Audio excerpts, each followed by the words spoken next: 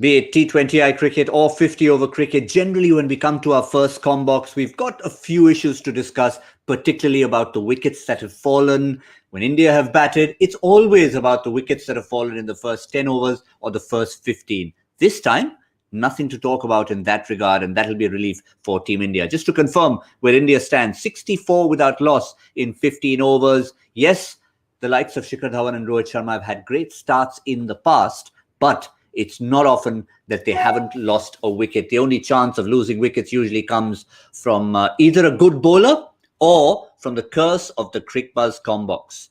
So basically, the England bowlers, Michael Vaughan, were waiting for the Cricbuzz Combox chat to begin, and immediately they pick up the wicket of Rohit Sharma, Ben Stokes.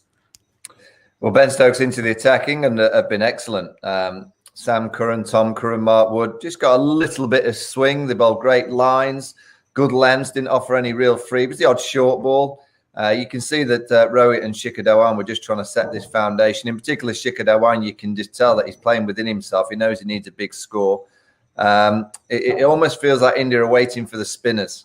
You feel that they're almost sitting in waiting for the likes of Adil Rashid, Moeen Ali to come on. The pitch looks fine. It looks a good pitch. The outfield's quick. India have got a foundation. We know that the power's in that middle. Virat's now at the crease. So they're still on track for that 300, 320 score. But England have been good, very good in the field, diving around, stopping some good ones. So, good cricket all round. Yeah, you'd have to give a bit of credit to both the Currans in a sense. A long spell for Sam Curran, and then Tom Curran looked good in the couple of overs he bowled, sort of almost forced Rohit Sharma to come after him. And it seems that change of mindset from Rohit Sharma is what led to his downfall, because he chased after a wideish one from Ben Stokes. So rather than being beaten by the bowler, he's been thought out by the entire English bowling attack. Yeah, particularly Tom Curran. When you make, you come on as first change and the opening bowlers have done well, you know that the batters are going to come after you. For him to go under fours in his first 3 overs is a tremendous effort. He hadn't played a lot of cricket. He's got the Karate Kid look with that headband on. England have been very good, very, very strong, very determined, good skills, good field settings by Owen Morgan. But it almost feels like it's going to explode. He almost sat back waiting, ready for that explosion of boundaries and sixes. I'm sure it will arrive at some stage. Yeah, it certainly will. That's exactly what you start thinking, because the moment you change format in this direction, generally you tend to have ODIs first, and then, it's the entertainment at the end of the night, in a sense, T20Is. This time it's in reverse. We're finishing with the ODIs. So I guess there'll be a lot of impatient Indian fans thinking, what's happening? Why have we only scored 65? But it's generally a good platform. And even for someone like Rohit, when he's scoring at 60 or 70, it's not a bad sign. Just he started getting a little impatient there.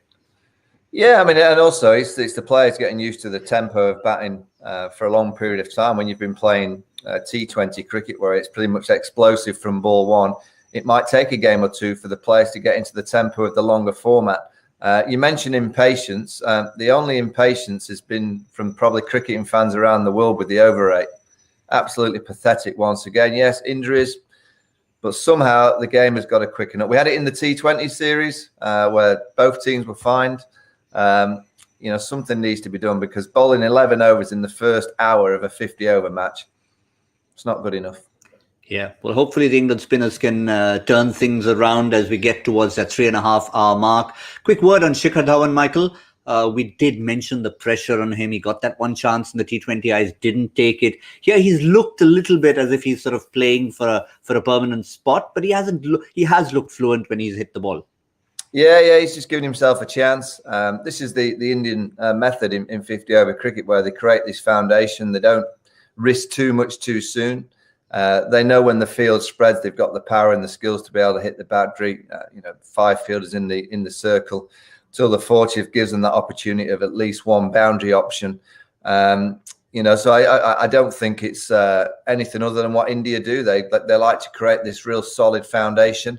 And we know that those last 20 overs, it can be, well, it's a T20 game. You just have the explosive powers of the likes of Hardik Pandya, who will hope to fire India to that 320 plus score. They're well on the way to doing so. It's not the flying start. England will try and play differently. When they go out to open, they come out a bit more aggressively and try and get off to a flying start. India like to play it the old way, just getting a foundation set and powering towards the back end of the innings.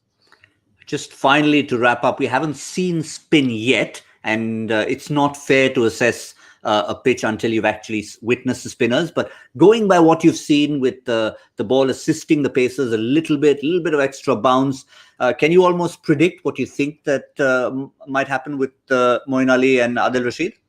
Well, Adil Rashid generally gets a little bit of purchase on most surfaces. I'll be amazed if Eoin Morgan doesn't throw in the ball now. Virat Kohli's out there. Ben Stokes has had Virat Kohli. Adil Rashid should be bowling as well. A nice dual combination to the Indian skipper as soon as he arrives out in the middle. There should be something there. There generally is always a little bit of purchase. I don't think it'll be extravagant. I don't think it'll concern the Indian players too much. But Adil Rashid, as we know, has been a wonderful spinner in white ball cricket for a few years, and he's had Virat Kohli out a few times, so he'll be hoping to do that again today.